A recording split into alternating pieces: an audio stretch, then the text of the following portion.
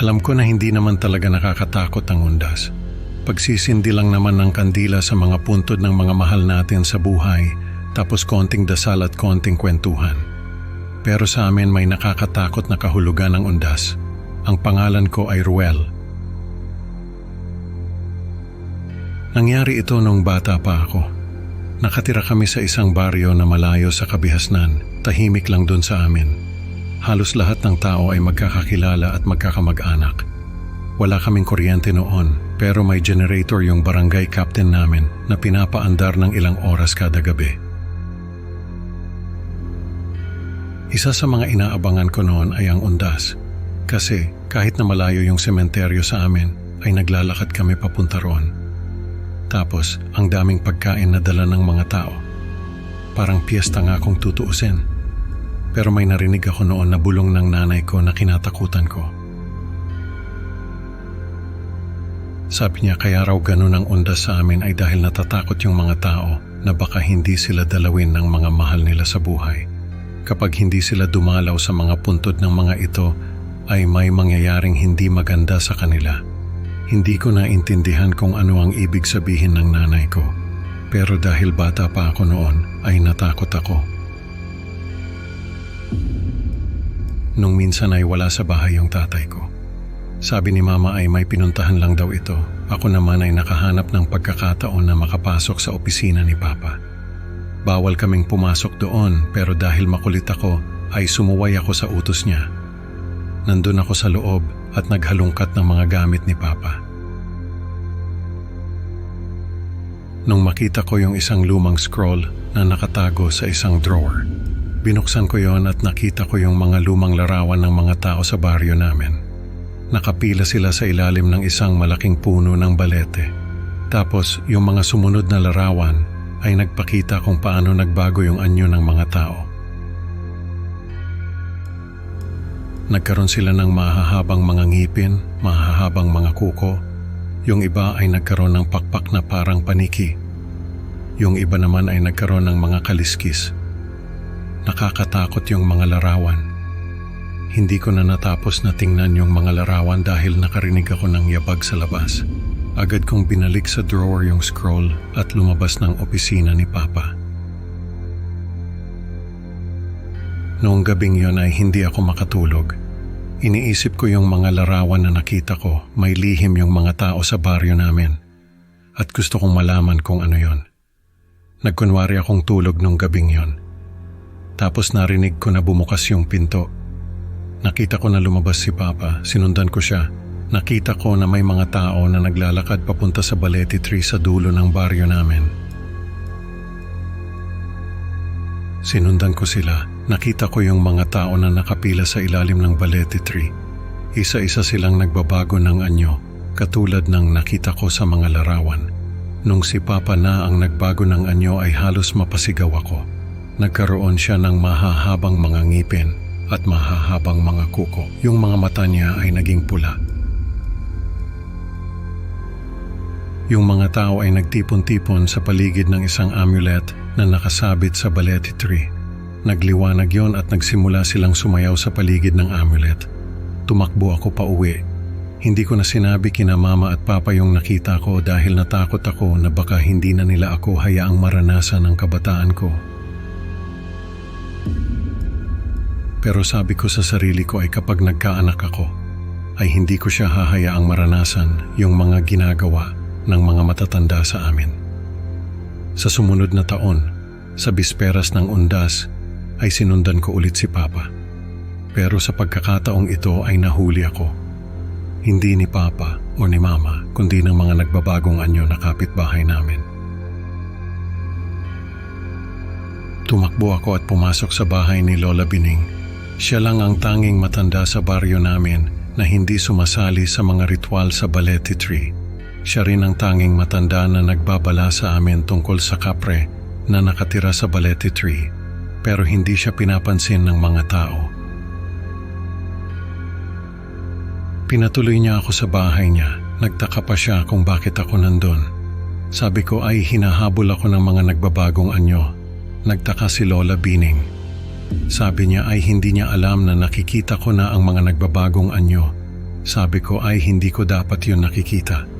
Pero dahil sa pagiging pasaway ko ay nahuli ko sila sa ginagawa nila. Natawa si Lola Bining.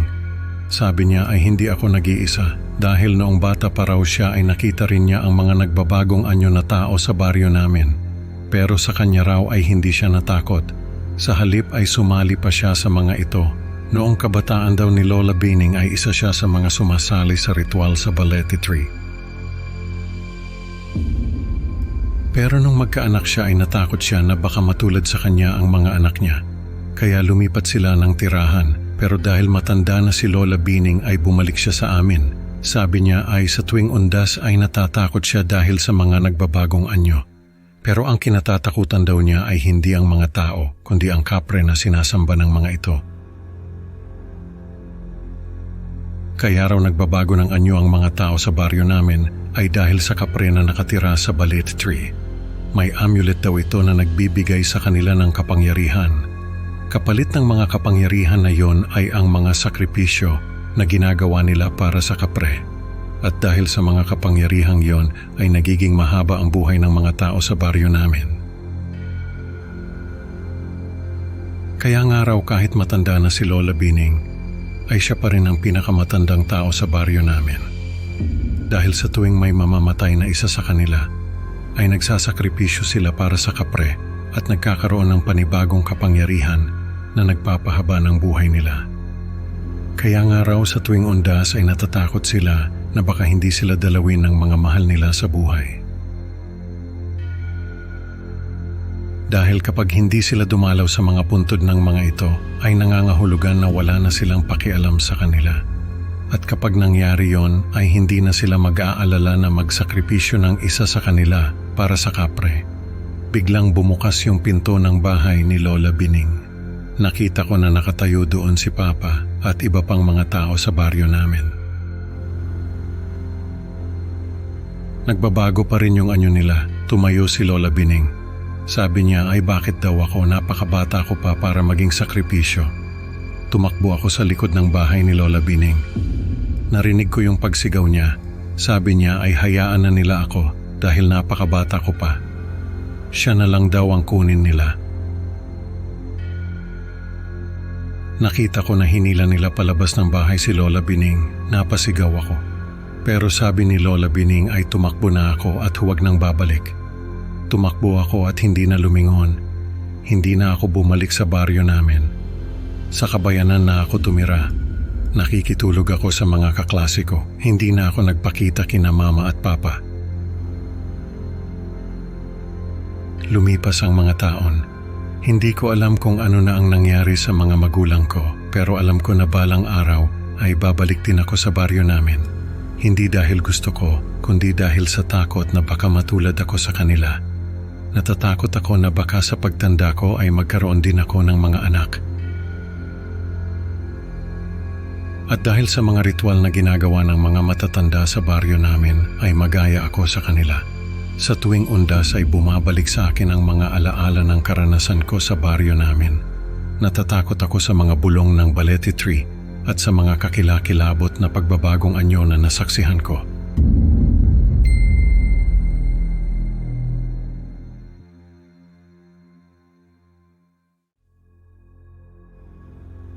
Ako po si Jessa. May kwento ako tungkol sa lolo ko. Siguro po ay may mga makaka-relate sa inyo sa kwento namin. May mga kakilala ba kayo na takot sa gabi? Yung tipong hindi makatulog o kaya naman ay hindi makatulog ng patay ang ilaw. Yung lolo ko ganon. May mga nightlight siya sa kwarto. Hindi siya makatulog ng patay ang ilaw. Tapos lagi siyang may flashlight sa tabi ng kama niya. Kapag may naririnig siyang kaluskos sa labas ng bahay, kahit aso lang yon, ay talagang nagigising siya at nagbabantay. Kapag undas naman, hindi siya natutulog. Tapos, may mga nakasinding kandila sa bawat bintana ng bahay namin. Noon, hindi ko alam kung bakit ganun si Lolo. Ang alam ko lang ay takot siya sa dilim. Tapos kapag undas, ay hindi siya natutulog. Nalaman ko lang ang dahilan nung magbinata na ako. Nakipag-inuman ako sa mga pinsan ko. Tapos napag-usapan namin si Lolo. Sabi ng isa kong pinsan, may karanasan daw si Lolo sa isang manananggal. Bata pa raw si Lolo noon. Naglalakad siya sa bukirin ng gabi. Nakita raw niya yung manananggal.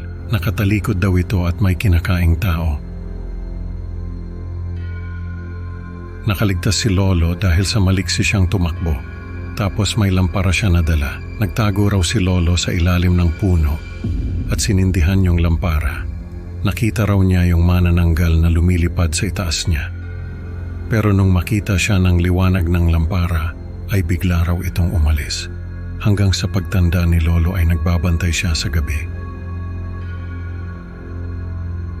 Natatakot siya na bumalik yung manananggal at siya naman ang kainin. Kaya lagi siyang may ilaw. Tapos kapag undas ay hindi siya natutulog at may mga nakasinding kandila sa bintana. Dahil ang sabi ni Lolo, sa undas daw ay malakas ang mga manananggal. Kaya nagbabantay siya. Nung marinig ko yun ay na-curious ako. Gusto kong malaman kung ano ba talaga ang nangyari kay Lolo. Totoo ba na nakakita siya ng manananggal? Paano? Saan? Anong ginawa niya? Nung sumunod na undas, ay nagpasya ako na alamin ang kwento ni Lolo. Naghanap ako ng mga pahiwatig sa bahay. Baka sakali na may maisulat siya tungkol sa manananggal na nakita niya. Pumunta ako sa attic. Inisaysa ko yung mga gamit doon. Mabuti na lang at may nakita akong journal. Hindi ko alam kung kay Lolo ba yon o sa tatay niya. Pero ang nakasulat doon ay mga kwento ng takot. Mga paraan kung paano makakaiwas sa manananggal. Tapos may nakita rin akong lumang lampara. Siguro yun yung lampara na ginamit ni Lolo para takutin yung manananggal. Sabi ng isa kong pinsan, yung bukirin daw na tinutukoy ni Lolo ay yung dating lupa ng pamilya namin na nabenta na. Kinaratihan ko yung lugar na yon, puno na ng talahib. Sabi ko sa sarili ko, hindi naman siguro ako matatakot dito. Malapit lang naman sa bahay namin. Tapos may mga kapitbahay na malapit. Kapag sumigaw ako ay siguradong may makakarinig sa akin. Nung lumubog na yung araw ay naramdaman ko yung takot. Ang dilim ng lugar, parang may mga matang nakatingin sa akin. Naglakad-lakad ako. Naghahanap ng kahit anong pahiwatig na may manananggal nga sa lugar na yon. Wala naman. Hanggang sa makarinig ako ng mga bulong. Hindi ko maintindihan kung ano yung sinasabi. Pero parang galing sa lahat ng direksyon yung mga boses. Tapos may narinig akong rustling ng pakpak. Parang pakpak ng paniki, pero mas malakas. Hindi ko na hinintay na makita pa yung manananggal. Sinindihan ko yung lampara na dala ko. Nakita ko yung manananggal na nakatayo sa isang sanga ng puno. Nakatitig siya sa akin tapos lumipad siya paalis. Nung makauwi ako, ay nakita ko si Lolo na umiiyak. Sabi niya, nakakita raw ako ng manananggal. Nagulat ako kasi hindi ko naman sinabi sa kanya kung saan ako pupunta. Sabi ni Lolo, ganoon din daw yung nangyari sa kanya nung una siyang makakita ng manananggal. May kinakaing tao raw yung manananggal nung makita niya. Nagtago siya sa ilalim ng puno at sinindihan yung lampara. Nakita raw niya yung manananggal na lumilipad sa itaas niya. Pero nung makita siya ng liwanag ng lampara ay bigla raw itong umalis. Kaya lagi siyang may ilaw sa gabi dahil natatakot siya na balikan siya ng manananggal. Si Lola naman nagbigay sa akin ng mga kandila. Sabi niya nung mag-asawa sila ni Lolo ay naririnig rin niya yung mga bulong sa gabi. Pero hindi niya sinasabi kay Lolo dahil natatakot siya na baka hindi siya paniwalaan. Nung sabihin niya kay Lolo ay doon lang niya nalaman ang tungkol sa manananggal. Nagbigay rin si Lola ng langis at asin. Sabi niya kapag narinig ko raw yung mga bulong, ay maglagay ako ng langis sa tenga ko. Tapos magtapon ng asin sa paligid ng bahay. Matapos mamatay si Lolo, ako na yung nagbabantay sa bahay. Hindi ako natutulog sa gabi. Lagi akong may nakasinding ilaw. Kapag undas naman, ay may mga nakasinding kandila sa bintana. Lagi kong dala yung lampara ni Lolo, lagi rin akong may dalang asin at langis. Sa tuwing undas ay naririnig ko yung mga bulong. Pero hindi ako natatakot. Alam ko kung paano sila lalabanan. Handa akong protektahan ang pamilya ko sa manananggal na minsang nagdulot ng takot kay Lolo.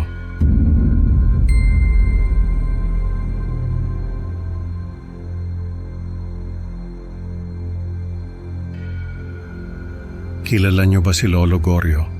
Hindi niyo siya kilala pero sigurado akong kilala niyo yung mga taong katulad niya. Yung mga lolo na kahit sa bahay lang ay hindi nagbubukas ng ilaw.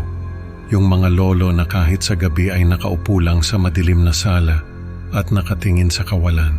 Yung mga lolo na may mga tinatagong lumang journal na punong-puno ng mga kwento ng digmaan at kung paano nila nakaligtas sa mga kalaban.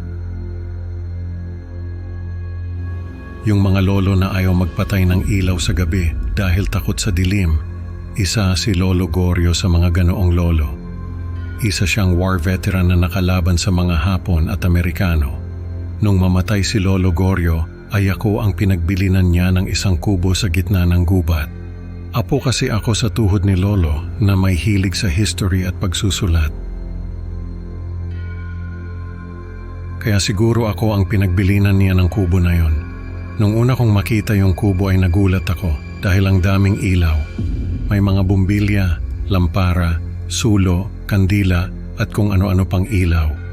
Lahat yon ay sabay-sabay na nakasindi. Sabi ng mga kapitbahay ni Lolo ay takot na takot daw ito sa dilim. Kaya kahit sa gabi ay dapat maliwanag ang kubo niya. Nagulat ako dahil sa pagkakaalam ko ay matapang si Lolo. Nakipaglaban siya sa mga Hapon at Amerikano tapos takot pala siya sa dilim. Nalaman ko rin na may kinatatakutan si Lolo na tinatawag niyang mangkukulam. Ayon sa mga kapitbahay ay ito raw yung nilalang na nagbigay ng sumpa sa mga sundalo na nagtatago sa kubo ni Lolo. Pinagkakasakit at pinagmamalas daw nito ang mga sundalo. Kaya si Lolo ay palaging may nakasinding ilaw sa kubo. Dahil natatakot siya na baka ang mangkukulam na yon ay bumalik pa at paglaruan siya.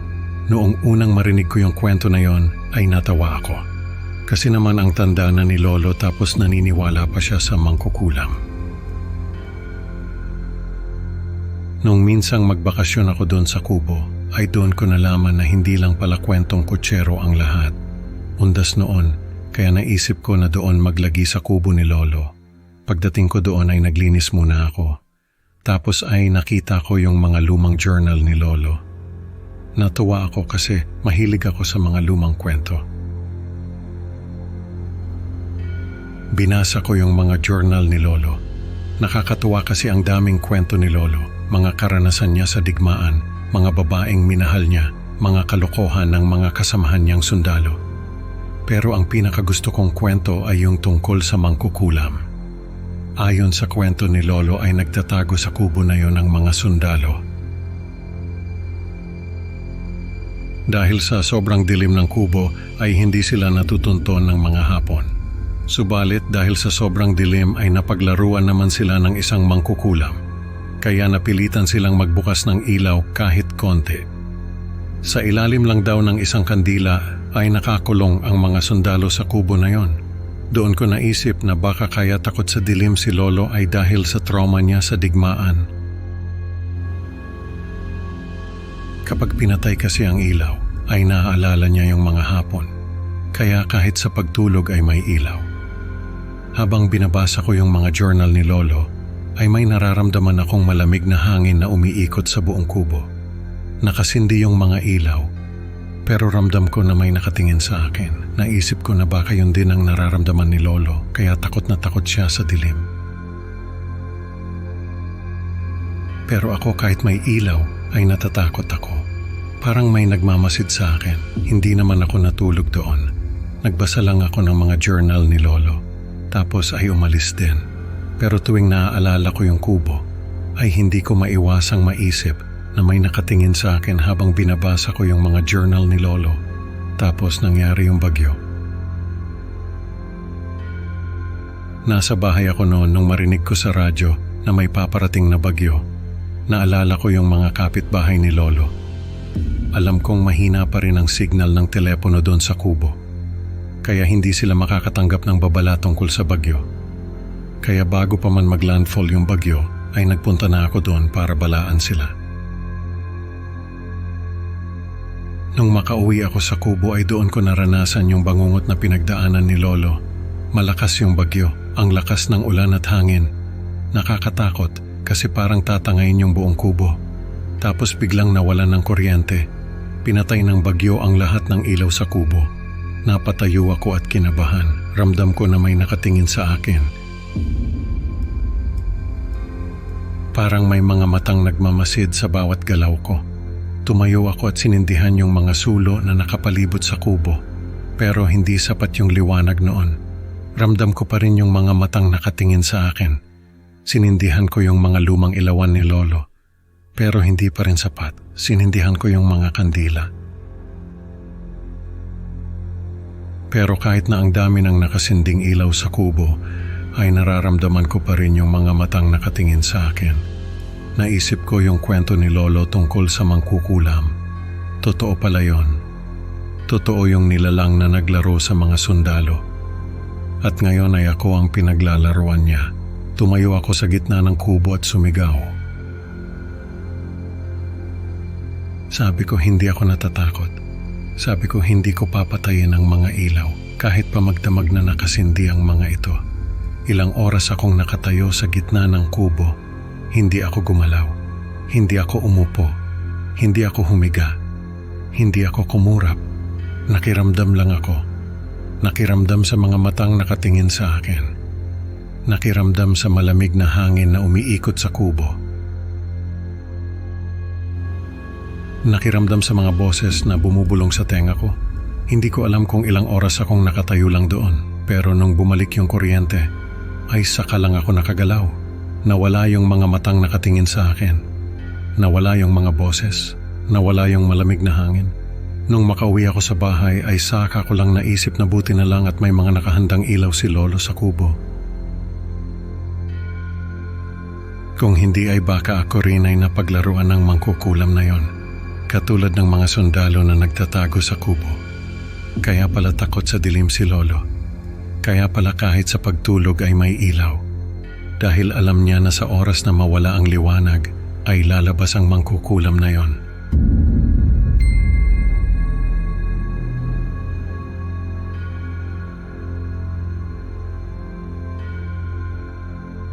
Bago ko ikwento itong nangyari sa akin, gusto ko munang magbigay ng disclaimer.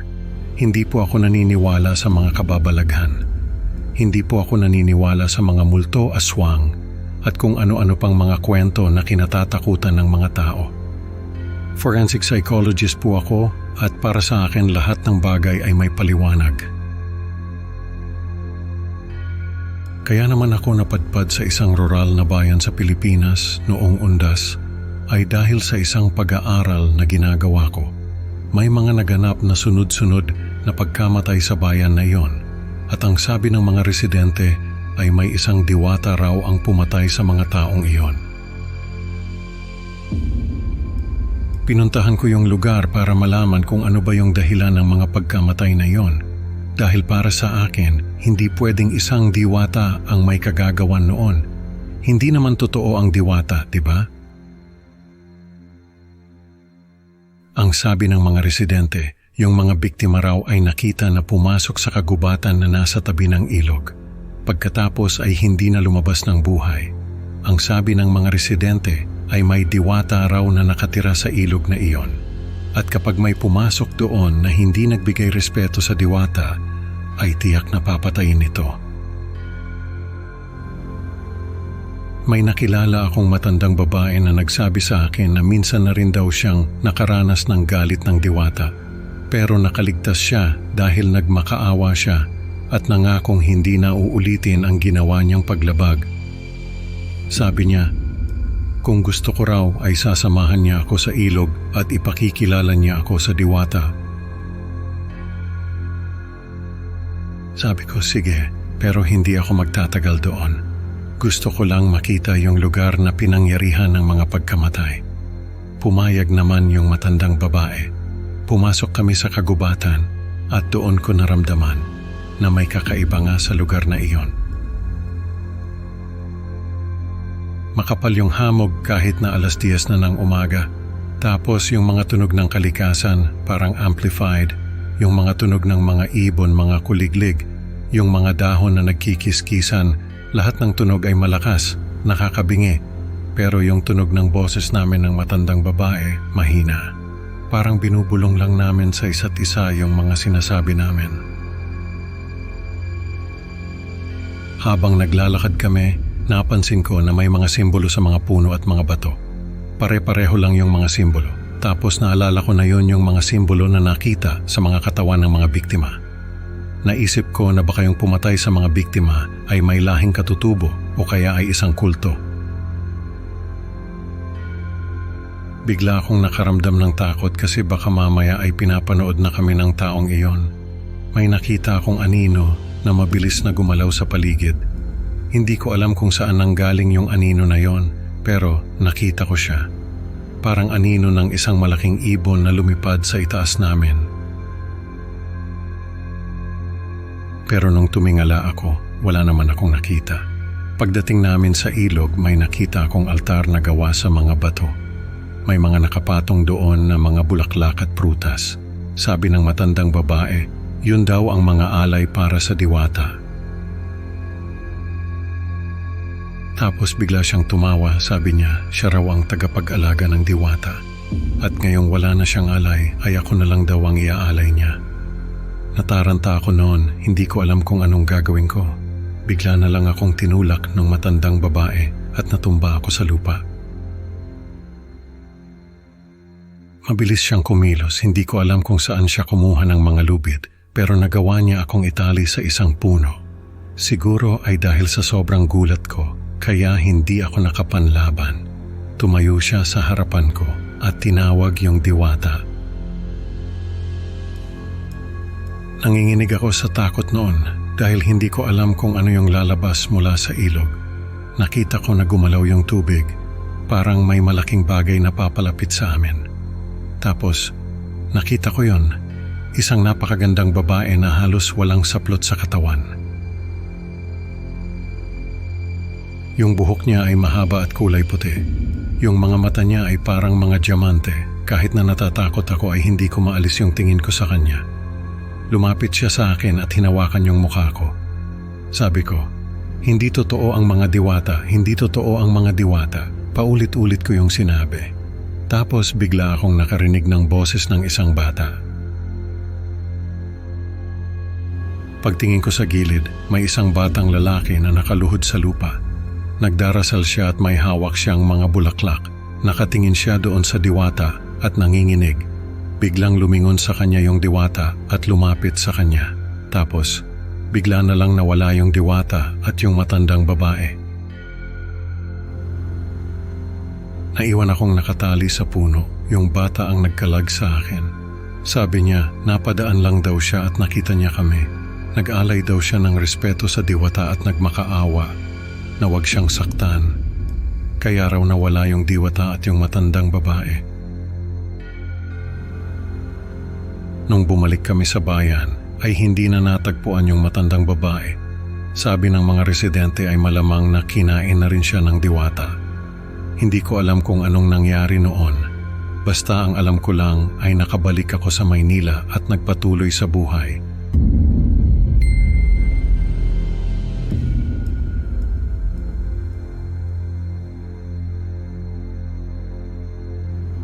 May kilala akong manggagamot na may kakaibang karanasan sa isang pasyente.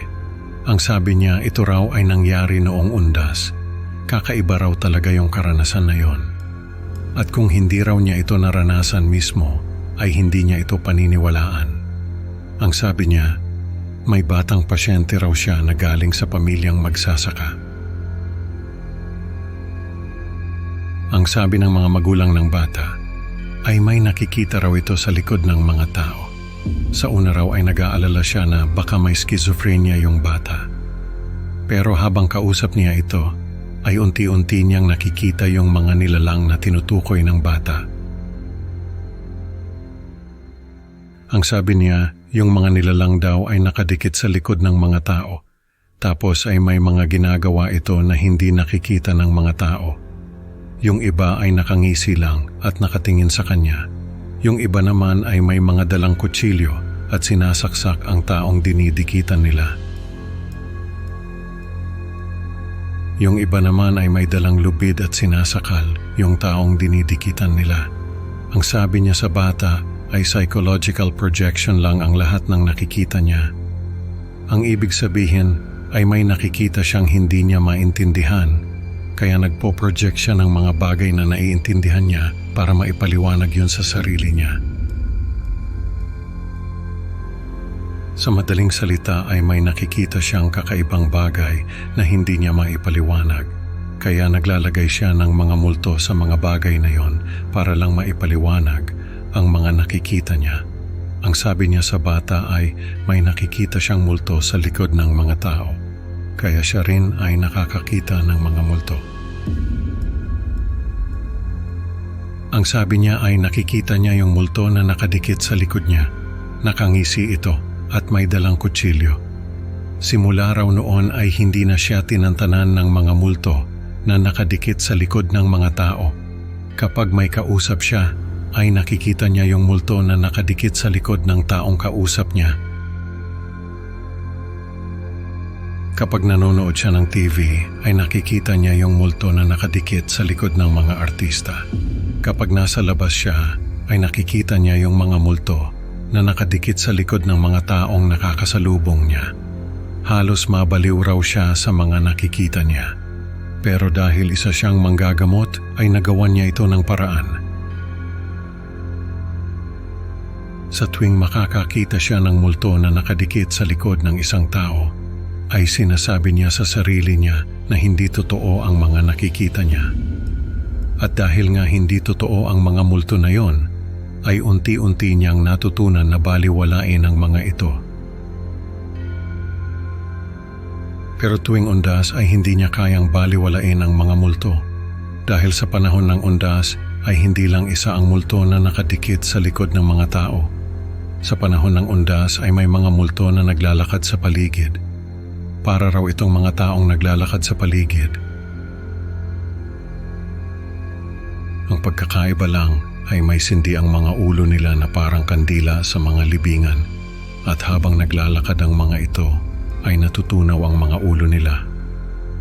Kaya tuwing undas ay hindi siya lumalabas ng bahay dahil natatakot siya sa mga multo na naglalakad sa paligid. Pero ang pinakanatatakutan niya ay yung multo na nakikita niya sa mga refleksyon at anino. Ang sabi niya, yung multo raw na yon ay hindi niya nakikita sa totoong buhay. Sa mga refleksyon lang at anino niya ito nakikita. Nakangisi ito at may dalang kutsilyo na parang naghahamon ng away. Kaya lang ay hindi niya ito pinapansin dahil alam niya na hindi ito totoo. Pero tuwing undas ay nakikita niya ito sa totoong buhay. Nakikita niya ito na nakatayo sa likod niya. Nakangisi at may dalang kutsilyo.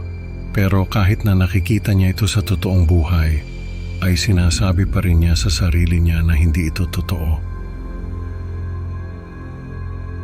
Kaya lang ay unti-unti raw nagkakaroon ng kapangyarihan yung multo na yon. Noong nakaraang undas ay may nangyari sa kanya na hindi niya makalimutan. Sabi niya, sumali raw siya sa pangangaluluwa.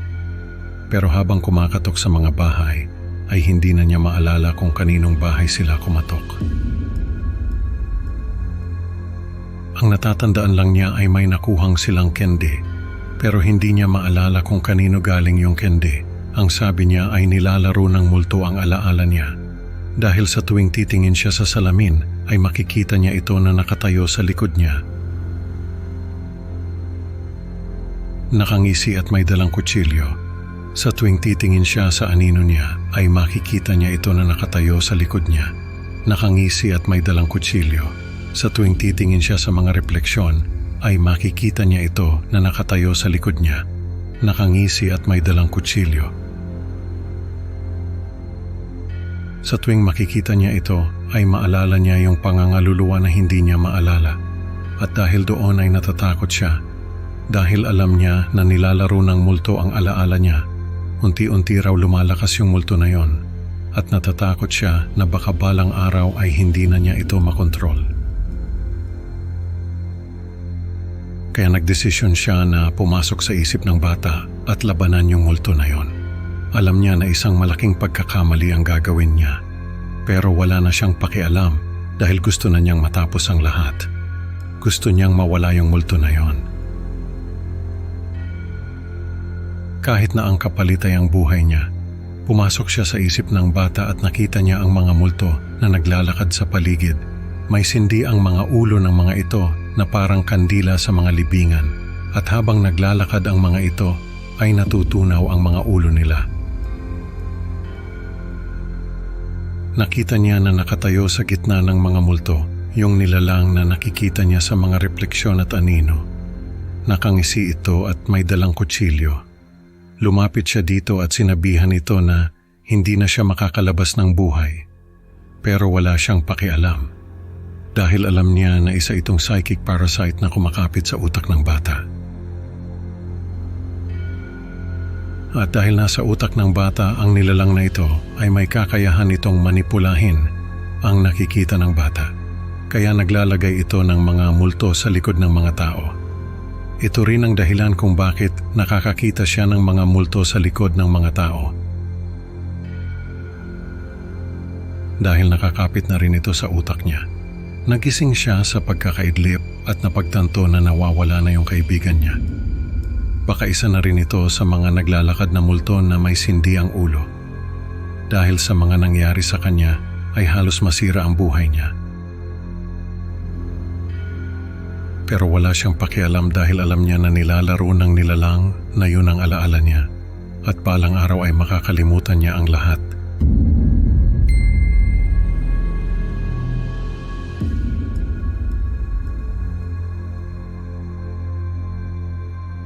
Kumusta po, ako si Kuya Bino. Nag-aaral po ako noon sa kolehiyo sa Maynila. Kaso kinailangan kong tumigil sa pag-aaral para sa nakababata kong kapatid na si Lani. Hindi ko na lang idedetalye kung ano ang nangyari sa kanya, pero may kinalaman yun sa droga. Nung time na yon, isa lang ang nasa isip ko. Kailangan kong alagaan si Lani. Kailangan kong bantayan siya dahil kung hindi, baka tuluyan na siyang maligaw ng landas. Kaya umuwi ako sa amin, sa bahay kubo namin sa gitna ng kagubatan. Sabi ko sa sarili ko, sa oras na makabalik sa dati si Lani, ay pwede na akong bumalik sa Maynila at ipagpatuloy ang pag-aaral. Pero sa ngayon, siya muna ang priority ko. Nung makarating ako sa amin, ay ramdam ko agad ang lungkot at kapabayaan sa bahay. Halos ilang buwan pa lang nung mamatay ang nanay namin. Kaya ramdam na ramdam pa rin yung pagluluksa sa bahay, lalo na at undas na naman. Sabi ko sa sarili ko, ay maglilinis ako ng bahay. Mag-aayos at magpapalit ng mga kurtina at punda. Kailangan kong aliwin ang sarili ko at si Lani. Nung makita ko yung mga lumang litrato namin, ay biglang bumulong yung hangin. Narinig ko yung boses ni nanay. Sabi niya, "Patawad." Galing yung boses sa mga anino. Nakatingin sa akin yung anino ni nanay. Paalala ko lang po na anito si nanay, hindi siya matahimik. Sabi ko kay Lani na maglinis kami ng bahay. Magpapalit ng kurtina, magpupunas ng mga bintana at sahig. Maglilinis sa labas, mag-aayos ng mga halaman at magpapalit ng pintura. Sabi ko, para sa undas. Para naman kahit papaano ay maging masaya kami. Tuwang-tuwa naman si Lani at sinabing tutulungan niya ako. Nung mga sumunod na araw, ay ginawa namin lahat ng sinabi ko. Nagbago yung itsura ng bahay. Naging mas maliwanag at mas maaliwalas. Naglagay din kami ng mga bulaklak sa altar ni nanay. Sabi ko kay Lani na magluluto kami ng paboritong pagkain ni nanay sa undas. Tapos magdarasal kami para sa kanya. Sa isip ko ay matutuwa si nanay sa ginawa namin. Pero hindi yun ang nangyari. Imbis na matuwa ay parang nagalit pa siya. Dahil sa mga sumunod na araw ay nagsimula na naman kaming makarinig ng mga bulong, makakita ng mga anino at makaramdam ng presensya sa bahay. Parang sinasabi ng anito na hindi nito gusto yung ginawa namin. Na hindi namin dapat pinakialaman yung mga gamit niya, na hindi namin dapat pininturahan yung dingding at pinalitan yung mga kurtina. Nung isang araw, nakita ko si Lani na may itinatagong bote ng mga gamot. Hindi ko alam kung saan niya nakuha yon. Pero kinutuban ako ng hindi maganda. Kinumpronta ko siya at sinabi niya sa akin na para daw yon sa sakit ng ulo niya. Hindi ako naniwala. Nagalit ako at kinuha ko yung mga gamot. Tinapon ko yun sa labas. Nagalit sa akin si Lani. Sabi niya na wala akong pakialam sa mga gamit niya. Nung mga oras na yon ay biglang nagbukas yung ilaw sa kusina, nagbukas yung gripo at nagbagsakan yung mga plato. Ramdam ko yung galit ni nanay, pero hindi ko na lang pinansin. Mas inuna ko si Lani. Undas na naman, umuulan ng malakas at may bagyo. Nagdarasal kami ni Lani sa altar ni nanay nung biglang bumukas yung pinto. Nakita namin si nanay na nakatayo sa labas. Basang-basa ng ulan at nakatingin sa amin. Nagsisigaw si Lani. Tumayo ako at sinara yung pinto. Pero binuksan ulit yun ni nanay. Sabi ko sa kanya na tumigil na siya, na hindi na namin kayang dalhin yung mga pinaggagawa niya, na kung galit siya sa amin ay sabihin na lang niya at tatanggapin namin. Pero yung takutin niya kami ay sobra na. Nagalit yung mukha ni nanay, naglalaway na siya at naglalakad papunta sa amin. Nagyakap kami ni Lani. Pareho kaming takot na takot. Pero sabi ko kay Lani, kailangan naming harapin si nanay. Kailangan naming harapin yung anito niya. Dahil kung hindi, ay hindi kami matatahimik. Nagsimula kaming magdasal. Paulit-ulit naming sinabi kay nanay na patawarin niya kami, na kung nagagalit siya sa mga pinaggagawa namin, ay patawarin niya kami. Nung mga oras na yon, ay na-realize ko na hindi pala si nanay ang nagagalit sa amin, kundi yung anito niya. Nung nabubuhay pa kasi si nanay, ay ilang beses na siyang nag-attempt na magpakamatay. Hindi niya magawa dahil sa amin ni Lani, pero dahil sa droga, ay nagawa niya rin sa wakas. Nung mga oras na yon, naintindihan ko na hindi malevolent ghost si nanay, kundi manifestasyon ng sakit at pagsisisi na nararamdaman niya. Paulit-ulit naming sinabi kay nanay na patawarin niya kami, na kung nagalit siya sa mga pinagagawa namin ay patawarin niya kami. Paulit-ulit din naming sinabi na patawarin niya ang sarili niya, na hindi namin siya kinokondena, na mahal namin siya. Unti-unting naglaho ang multo ni nanay. Nagyakap kami ni Lani at umiyak. Doon nagsimula ang pagkakasundo namin ni Lani. Pinag-usapan namin ang lahat ng bagay. Tinanggap namin ang nakaraan. Nung sumunod na taon ay nakabalik na rin ako sa Maynila. Si Lani naman ay nagtrabaho sa bayan. Nagsimula ulit kami ng panibagong buhay.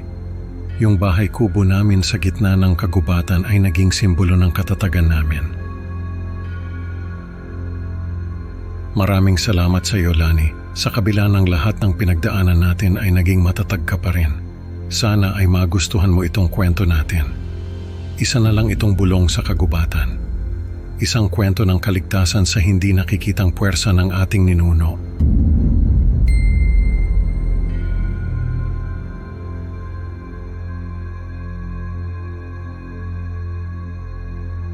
Ang pangalan ko ay Manang Ditas. Malapit na naman pala ang Undas. May kwento ako na may kinalaman sa Undas, pero sa tingin ko hindi naman ito nakakatakot. Nakakakilabot siguro pero hindi nakakatakot. Kayo na lang ang bahalang humusga. Yung pamilya ng kapatid ko ay lumipat sa isang liblib na baryo sa kabundukan. Ang dahilan ay gusto nilang subukan yung tinatawag na simple living. Yung malayo sa syudad at sa mga modernong bagay. Yung tipong back to basics ba? Yung pamangkin ko na si Nathan ay halos 5 taong gulang pa lang noon. Siyempre, dahil nasa kabundukan sila ay maraming puno at halaman doon. Isa sa mga interesanting bagay na nakita ni Nathan ay yung napakalaking puno ng balete na nasa gitna ng baryo. Sabi ng mga taga roon ay mahigit 100 taon na yung puno. Maraming kwento at paniniwala ang mga tao tungkol sa punong balete. Ang sabi ng ilan ay isa raw itong tulay papunta sa mundo ng mga espiritu. Hindi ko alam kung totoo yon. Pero kung ako ang tatanungin ay baka nga may katotohanan yon. Nagsimula ang lahat ng ito nang minsang maglaro ng taguan si Nathan sa attic ng bahay nila. Ang sabi ni Nathan ay may narinig daw siyang boses na nag-anyaya sa kanyang maglaro ng taguan. Tinawag daw ng boses ang sarili nito na ang bulong. Dahil bata pa si Nathan at medyo makulit ay pumayag siyang maglaro ng taguan kasama ang hindi nakikitang boses. Simula noon ay madalas na makitang umaakyat sa attic si Nathan. Kapag tinatanong siya ng mga magulang niya kung ano ang ginagawa niya roon, ay sinasabi niyang naglalaro sila ng taguan ni ang bulong. Hindi na sana papansinin ng mga magulang ni Nathan yung ginagawa niyang paglalaro sa attic. Pero habang papalapit ang undas ay mas nagiging kakaiba ang kilos ni Nathan. Minsan ay makikita siyang naglalaro sa labas ng bahay. At yung mga laruan niya ay nag-animate ng mag-isa. Parang may nakikitang hindi nakikitang tao si Nathan na naglalaro ng mga laruan niya. Minsan naman ay makikita siyang naglalaro sa labas ng bahay. At yung mga laruan niya ay nag-animate ng mag-isa. Parang may hindi nakikitang tao si Nathan na naglalaro ng mga laruan niya. Minsan naman ay makikita siyang may mga sugat sa braso at binti. Kapag tinatanong siya kung anong nangyari, ay sasabihin niyang nahulog siya sa hagdan habang umaakyat sa attic. Siyempre, nag-aalala yung mga magulang niya dahil baka isang araw ay mabalian ng buto si Nathan dahil sa kakahulog sa hagdan. Pero ang pinaka nakakagulat sa lahat ay yung aso nilang si Brownie. Isang araw ay nakita na lang ng tatay ni Nathan na nagtatago sa ilalim ng kama si Brownie. Nanginginig ito at may mga sugat sa katawan. Parang may nanakit sa kawawang aso. Simula noon ay hindi na umaakyat sa second floor ng bahay si Brownie. Kapag pinipilit naman siya ay nagwawala ito at nagtatago sa ilalim ng kama. Naglagay ng mga alarm ang tatay ni Nathan sa attic. Pinalakas din niya yung entrada ng attic para hindi basta-basta makakapasok doon si Nathan. Pero isang umaga ay nagulat na lang sila dahil natagpuan nila si Nathan na natutulog sa labas ng bahay. Hindi naman ito nasaktan at hindi rin nagising yung mga magulang niya kahit na binuksan niya yung pinto ng bahay. Isang gabi naman ay nakita ng nanay ni Nathan na lumulutang sa ere si Nathan. Habang naglalaro ng mga laruan sa paligid niya, nagising daw yung nanay niya dahil sa ingay ng mga laruan. Pagbaba niya ay nakita niya si Nathan na naglalaro sa ere. Dali-dali siyang tumakbo sa kwarto at ginising yung tatay ni Nathan. Pagbalik nila sa sala ay nasa sahig na si Nathan at natutulog. Ang mga laruan naman ay nakakalat sa paligid niya. Yung huling insidente ay nangyari noong mismong gabi ng undas. May narinig na kaluskos yung tatay ni Nathan sa attic. Pag-akyat niya ay nakita niyang may tao sa attic. Sa takot niya ay binaril niya ito. Pero nagulat siya dahil imbis na dugo ay itim na likido ang lumabas sa sugat ng tao. Tumakbo yung tao pababa ng hagdan at nagtataka yung tatay ni Nathan dahil wala na sa kama si Nathan.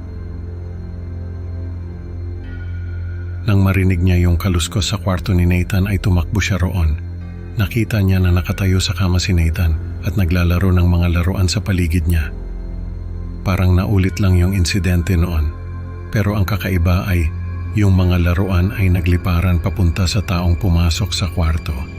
Yung tao ay naglalabas ng itim na likido sa sugat nito. Nang tamaan ng mga laruan ay nag-iwan ng paso sa balat nito. Yung tao ay napasigaw at nagmamadaling tumalon sa bintana. Pero yung mga laruan ay nagliparan pa rin papunta sa kanya. Si Nathan naman ay nagliliwanag at nakangiti pa. Pagkatapos noon ay nahulog sa kama si Nathan at nawalan ng malay. Pero wala naman siyang natamong sugat. Napagtanto ng mga magulang ni Nathan na aswang ang pumasok sa bahay nila. Nagpanggap lang itong magnanakaw para hindi siya pagbintangan na aswang. Pero ang pinaka nakakagulat ay yung mga laruan ni Nathan na nagliparan papunta sa aswang. Parang may nagmamando sa mga laruan na yon. Ang hinala ng mga magulang ni Nathan ay si Ang Bulong ang may kagagawan noon. Siguro ay isang tagapagbantay na espiritu si Ang Bulong na nagustuhan si Nathan kaya siya nilalaro nito. Pagkatapos ng insidente ay nagdesisyon ang pamilya ni Nathan na umalis na sa baryo at lumipat sa isang mas mataong lugar. Bago sila umalis ay nagpaalam pa si Nathan kay Ang Bulong. Ang sabi ni Nathan ay binigyan siya ng amulet ni Ang Bulong. At yun daw ang dahilan kung bakit nagliliwanag siya noong gabing umatake yung aswang. Hanggang ngayon ay nasa sa kanya pa rin yung amulet na yon. Hindi naman nagbago si Nathan. Sa katunayan ay lalo pa siyang naging interesado sa mga kababalaghan. Nung magbinata siya ay sumali siya sa isang grupo ng ghost hunters. Natatawa nga ako dahil nung bata pa siya ay halos magwala yung mga magulang niya kapag may nangyaring kakaiba sa kanya. Pero ngayon ay siya pa mismo ang naghahanap ng kababalaghan. Natutuwa naman ako dahil kahit papaano ay may tapang itong si Nathan. Siguro ay nakuha niya yung tapang na yon kay Ang Bulong. Yung aso pala nila na si Brownie ay namatay sa huling pag-atake ng aswang sa baryo. Siya lang kasi ang nakaramdam na may aswang na nakapasok sa bahay nila, kaya siya sinaktan ng aswang.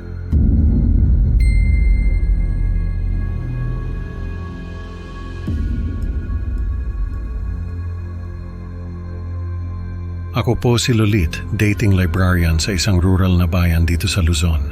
May ikukwento lang po ako sa inyo, sana ay mapakinggan nyo. Sa unang tingin ay napakasimple lang ng building ng library namin. Isang malaking kwarto lang na may mga shelves ng libro. Tapos may basement na storage room. Noong undas, nilagyan namin ng mga altar na may kandila at bulaklak yung library. Tradisyon na kasi namin yon tuwing undas. Nakakatuwa nga kasi yung mga bata na nagbabasa doon, nagdarasal sa mga altar. Tapos naghihip ng kandila kapag nakarami na ng dasal. Parang birthday lang. May narinig akong kwento tungkol sa isang diwata na nanggugulo sa mga tao sa library. Sabi nila yung library raw ay tinayo sa isang sacred place ng mga sinaunang Pilipino, kaya nagagalit yung diwata na nagbabantay roon. Nung una hindi ako naniniwala, pero habang tumatagal ako sa trabaho ay nakakaranas ako ng mga kababalaghan. Yung mga libro nag-aayos ng sarili. Pagpasok ko sa umaga, makikita ko na lang na iba na yung pagkakaayos ng mga libro. Minsan naman, may mga simbolo sa alikabok na para bang mga dahon at iba pang natural na elemento. Isang gabi may nahulog na libro. Pagbukas ko may nakita akong ritual. Yung layout ng ritual ay kaparehong-kapareho ng layout ng library. May altar sa gitna, mga kandila sa gilid, at mga bulaklak sa sulok. Doon ko na-realize na yung basement ng library ay ang altar ng diwata. Kaya simula noon ay hindi na ako bumababa sa basement. Sabi ko, kahit na anong mangyari, hindi ako bababa doon. Pero may isang beses na napababa ako sa basement. Kasama ko noon yung isang intern na si Kim. Hindi naniniwala si Kim sa mga kwento tungkol sa diwata. Sabi niya, para lang daw matakot ang mga bata at hindi pumasok sa library kapag gabi. Kaya raw may ganong kwento. Noong undas, sabi ni Kim, samahan ko raw siya sa basement at magdasal kami sa altar para malaman namin kung totoo nga ang diwata. Kahit ayaw ko, ay napapayag ako ni Kim. Dahil tradisyon na rin namin yun sa library, nung nasa basement na kami, ay nagulat ako kasi may altar nga roon. Para bang altar ng mga Katoliko, pero halatang mas sinauna. May mga bulaklak, mga kandila, at mga simbolo na kumikinang sa dilim. Doon ko na-realize na totoo nga ang diwata. Nung babalik na sana ako sa itaas, ay may nakita si Kim na libro. Binasa niya yung mga salita doon. Hindi naman namin naintindihan dahil hindi Tagalog o Ingles yung nakasulat. Pero sa tingin ko ay napansin kami ng diwata dahil doon. Biglang nag-brown out. Nagkahiwa-hiwalay kami sa dilim ng library na tila ba ay nabuhay sa mga bulong at anino ng mga ethereal na figura. Si Kim ay nakakita ng mga librong naglalaway ng dagta. Yung isa ko pang kasama ay hinahabol ng isang espektro na nakasuot ng tradisyonal na damit ng mga sinaunang Pilipino. Ako naman ay hinarap ko yung diwata, isang nilalang na purong kapangyarihan ng kalikasan. Doon ko naisip na baka pwedeng makiusap sa diwata. Humingi ako ng tawad sa kanya. Sinabi ko na hindi namin intensyon na bastusin ang kanyang teritoryo. Nagbaliktad ako ng damit para mawala ang engkanto. Nangako ako sa diwata na pararangalan namin ang kanyang teritoryo sa pamamagitan ng tamang ritual at mga alay. Pinayagan ako ng diwata na makalabas ng library. Nakauwi ako sa liwanag ng mga kandila at parol ng undas.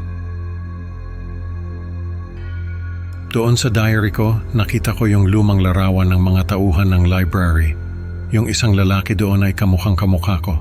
Hanggang ngayon ay hindi ko alam kung ano ang ibig sabihin noon. Ang tanging sigurado ako ay may supernatural na nangyari sa akin sa library. At sa palagay ko ay hindi ako ang unang nakaranas noon. Sana lang ay hindi ako ang huli.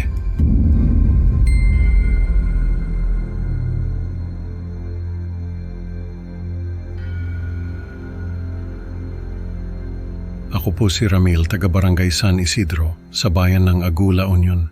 May gusto lang po akong ibahagi sa inyong nakakatakot na karanasan ko noon. Tuwing undas, naaalala ko itong nangyari sa akin. Nagsimula ito noong 2018. Bago mag-undas, nagpunta ako sa sementeryo para linisin yung puntod ng mga lolo at lola ko. May katabi yung puntod nila na medyo bago pa yung semento. Nandoon yung may-ari ng puntod, matandang babae, naglilinis din siya.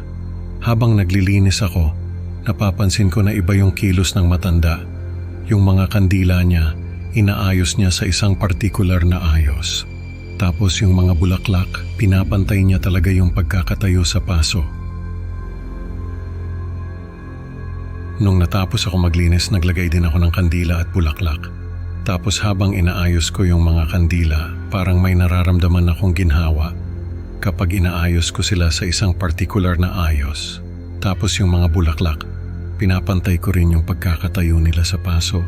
Parang may humihila sa akin para gawin yon.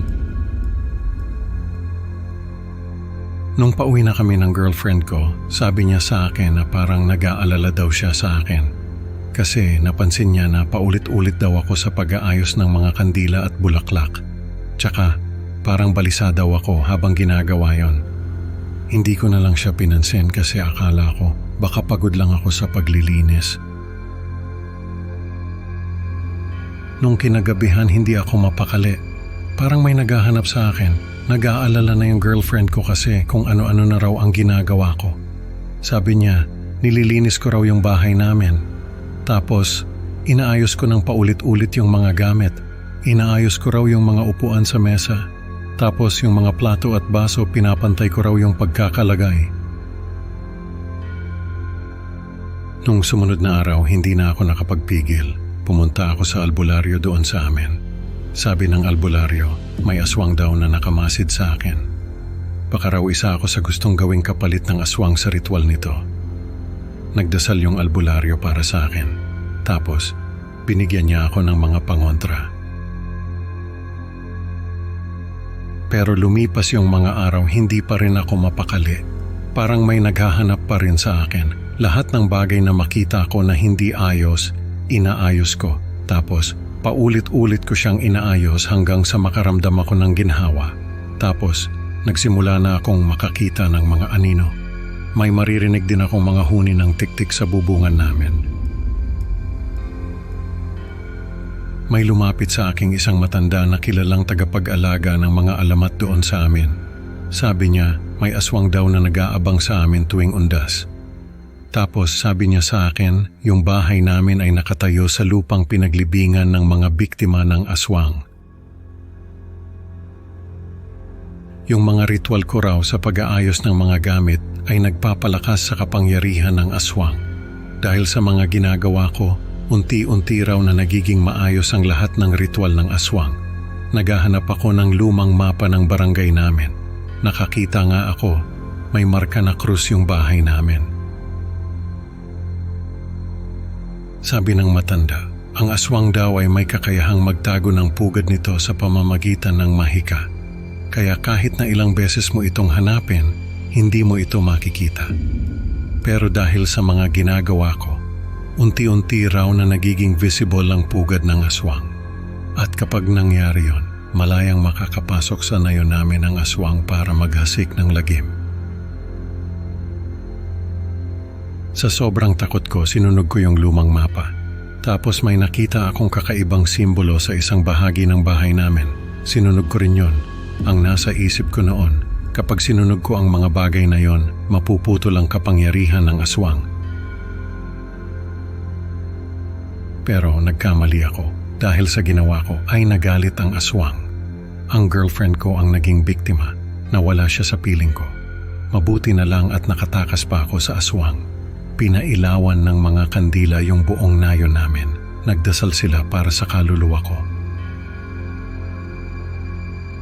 Kaya naman, napilitan na lang tumakas yung aswang. Pero kahit na nakatakas ako sa aswang, ay may nawala naman sa akin. Hanggang ngayon, ay hindi ko pa rin matanggap na dahil sa katangahan ko, ay naging biktima ng aswang ang girlfriend ko.